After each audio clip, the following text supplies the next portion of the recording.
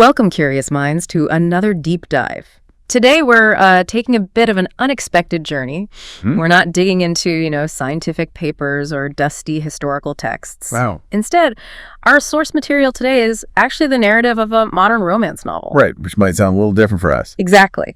But our mission is to unearth some, surprisingly deep insights. We're talking self-acceptance, challenging how society sees things, and how love and relationships work today. All through the eyes of this really unique main character. Yeah. And that's the key here. This isn't just, a fluffy story. It's actually a really vivid picture of complex human stuff. Like what? Well, things like body image struggles, how we present ourselves online, tricky family dynamics, overcoming those deep-seated insecurities we all kind of have. Okay. We're going to explore how the story tackles these themes through one character's journey. It really shows how fiction can, hold up a mirror to real life. Offering wisdom disguised as, a good read. Exactly. Entertainment with substance. Okay, so let's dive in. Our story revolves around Crystal. Online, she's curvy fitness Crystal. Big following. 200,000 followers on Instagram. And for her, the gym isn't just about fitness. She calls it her safe place. It's her sanctuary, where she de-stresses. Right, her escape. Until it isn't. Exactly. Her peace gets, let's say, shattered during one particular gym session. Yeah, it really does. Her sanctuary gets invaded by this guy she instantly nicknames the Squat Rack Thief. Love it already. Their first meeting is, it's funny, but also super frustrating. It's literally a fight over gym equipment. Classic. And he looks the part. Tall, broad shoulders, these striking green eyes. Okay, the hero type. Visually, yeah. But to Crystal, he just comes across as contemptuous and cocksure, an arrogant jerk, basically. So immediate clash. Totally. And it perfectly sets up this whole theme about first impressions and how wrong we could be. Our bias is just blinding us. So what does Crystal do? Faced with this arrogant dickhead, as she calls him. She does what any influencer might do. She goes on an Instagram rant. Of course. And this really speaks to her public identity, right? Her whole online brand is about working out for health, not for weight loss. Yeah, she's actively trying to break down those fat-phobic stereotypes. Exactly. Those really harmful ideas that link your size to your health or your worth. It's a constant fight for her, dealing with trolls who question her credentials just because of how she looks. You can see the tension there, her public message versus her private frustration. Absolutely. And that first encounter really throws that into sharp relief. The public identity, the real self, how fast we judge based on almost nothing. Scott's Chris Evans vibe doesn't help him here. Not at all. Oh. His perceived arrogance makes him the villain in her story right from the start. Makes her dislike him even more intensely. Okay, but the story doesn't stop there with the awkward encounters. Oh, not even close. During another run-in at the gym, Crystal tries to hide his phone. Yeah. Kind of childish, maybe. A little bit. And he retaliates by grabbing hers. And that's how he finds out she's a Fitstagrammer. The reveal. And then things escalate. Massively. It leads to this totally shocking, really intense kiss in the men's changing room. Whoa, okay. Didn't see that coming. Neither did Crystal. She later thinks it was, and I quote, better than sex. Wow. But it completely flies in the face of her personal vow. Yeah. No random hookups. So she's left utterly confused. Chemistry just overriding the rules. Exactly. A perfect example of that. So that moment really shakes her up. It totally shatters her expectations.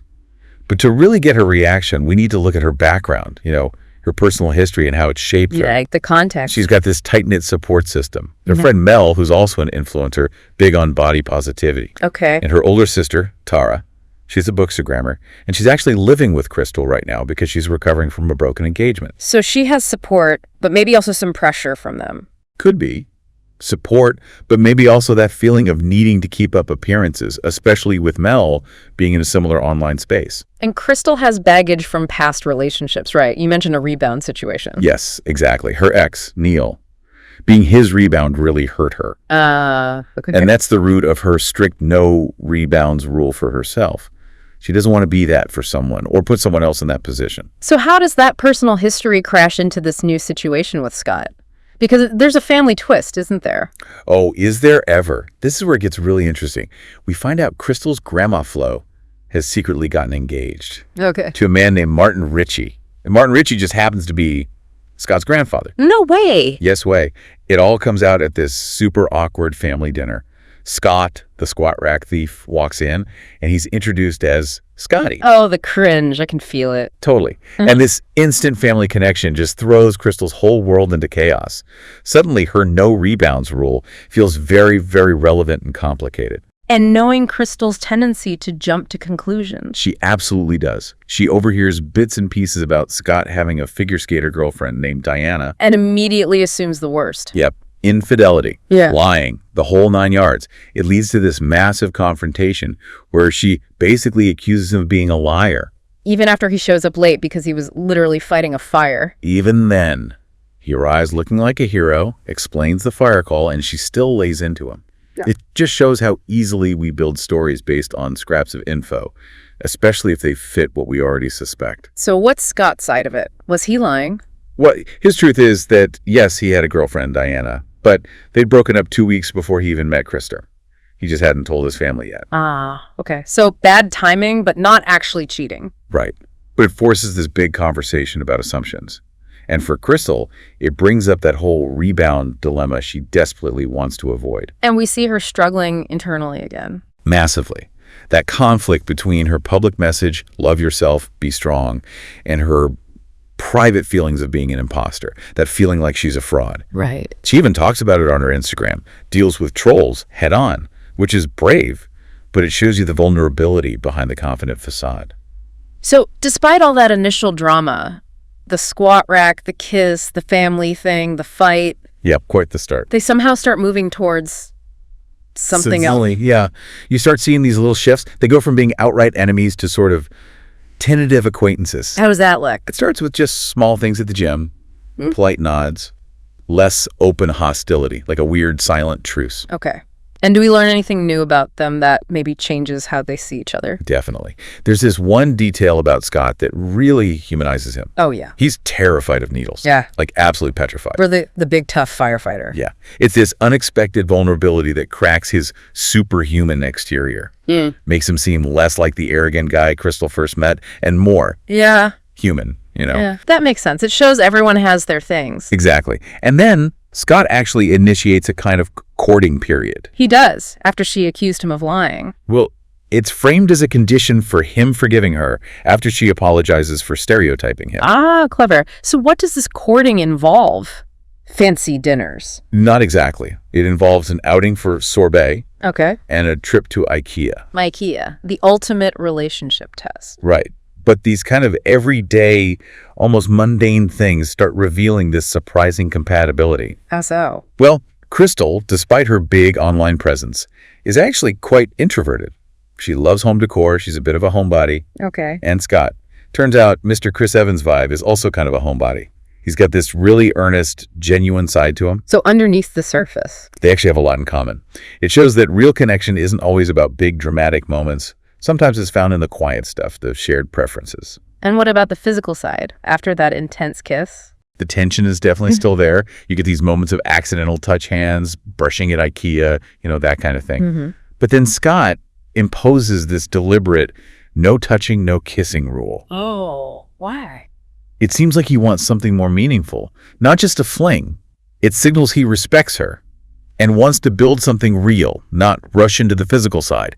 It adds this layer of intention. Okay. And didn't her ex show up during this period? Yeah, at IKEA, of all places. Crystal runs into Neil, the ex who caused the no rebound rule, and his new girlfriend.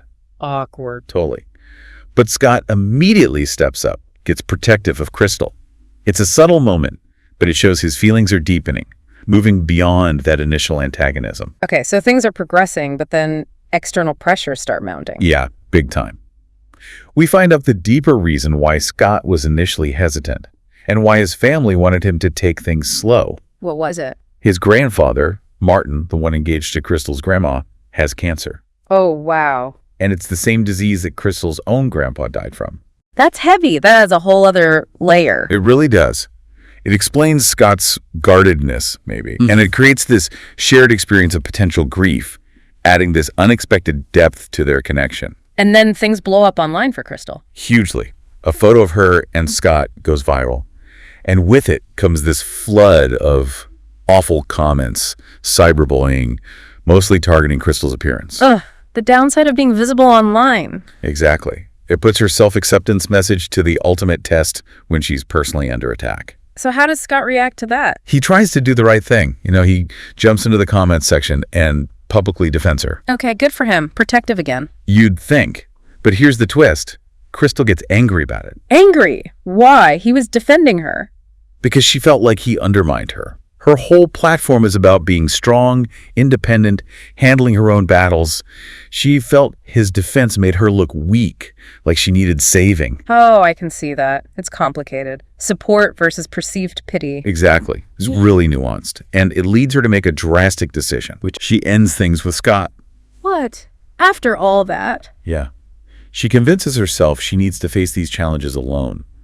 That maybe being with him is making her weaker, somehow losing herself. Oh, Crystal. But thankfully, her friends step in. Mel and Tara basically stage an intervention.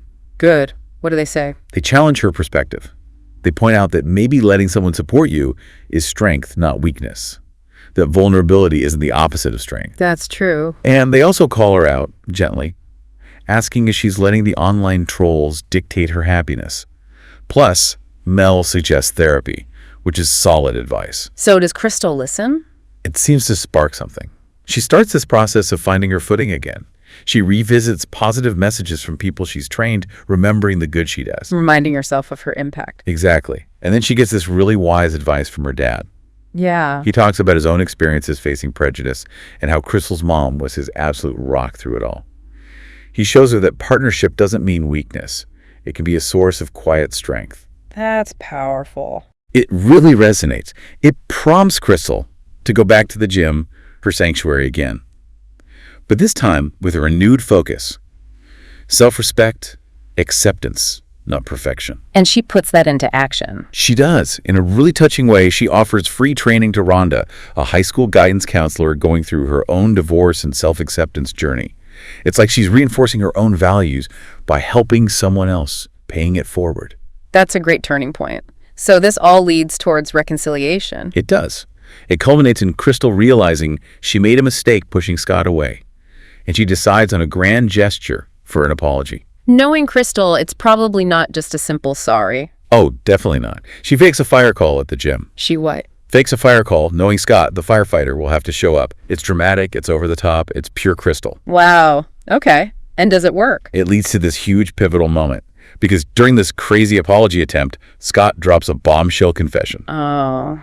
Bigger than faking a fire. Maybe. He admits he was attracted to her from the very first moment he saw her at the gym, just cooling down on the treadmill. Get out. Before the squat rack incident. Way before. He says he actually joined that specific gym because he saw her there. No way. Yes. And he admits he intentionally stole her squat rack just to get a chance to talk to her. The squat rack thief was actually trying to flirt. Apparently. Yeah. He even switched his day pass to a full-year membership right after that first disastrous meeting. It completely reframes everything. His arrogance was maybe nerves or a clumsy attempt to get her attention. Mind blown. Okay. So after that, huge reconciliation. They finally talk properly, understand each other. And the no touching rule. Oh, that's gone. They finally connect properly, physically and emotionally. It's not just about lust anymore. It's about really seeing each other, accepting each other, flaws and all. That's beautiful. But the journey isn't quite over, is it? There are still challenges. Right. Real life keeps happening. On their grandparents' wedding day, there's the usual chaos of a big event. But more pointedly, Scott's ex, Holly, makes some snide comment about Crystal basically being lucky to have scored someone like Scott. Body-shaming undertone. People. But Scott's reaction is immediate. He pulls Crystal close, shuts down the negativity right away. It really shows them as a united front against that kind of judgment. True partnership. Standing together. Exactly. And then the story brings things full circle with a BuzzFeed news article. It's about Crystal being body-shamed online again. Oh no, not again. But this time, Crystal's response is different. Instead of retreating or getting defensive in the same way, she decides to speak out courageously. Using her platform. Yes, turning all that negativity into a moment for empowerment, amplifying her message about body acceptance and dealing with online hate. It really shows her growth. From ranting about a squat rack thief to tackling cyberbullying head-on. It's quite the transformation. Resilience turning adversity into opportunity. So how does it all end? Do they get their happy ending? They do. The epilogue shows Crystal and Scott engaged, happy, and thriving in this really authentic relationship they've built. It's grounded in respect and understanding. And her platform. It's grown massively, 650,000 followers now. Her authentic voice clearly resonated. Wow. And there's a nice update on her sister, Tara, too. She's moving in with Trevor, Scott's roommate. So she's starting her own new chapter, healing and moving forward, kind of mirroring Crystal's journey. That's lovely, a sense of hope all around. Definitely. And the way their relationship is described at the end is just perfect. How so? Simply us, day in and day out, doing life together, and every day is a new personal best. That's really sweet. It's not about perfection, it's about the process. Exactly. The everyday commitment to growing individually and as a couple. So looking back at this deep dive into, well, a romance novel, Yeah, who knows? what are the big takeaways? I think there are some really profound ones. First, that journey to self-acceptance. It's messy, it's ongoing, you'll have good days and bad days, and that's okay. It's not linear. Right, imperfection is part of it. Absolutely. Yeah. Second, true strength. It often shows up in vulnerability, in letting people in, allowing support, not just in toughing it out alone. That's a big one Crystal learned. And maybe the biggest thing, genuine connection can bloom in the weirdest places, right? But over a stolen squat rack. Exactly. But only if you're willing to challenge your own first impressions, your assumptions about people, and maybe even about yourself. It really makes you think. Which brings us to our final thought for you, our listeners. Yeah. What societal rules or maybe expectations do you unknowingly follow? And what might happen if you challenge them? Could it reveal an unexpected path in your own life story? Something to ponder?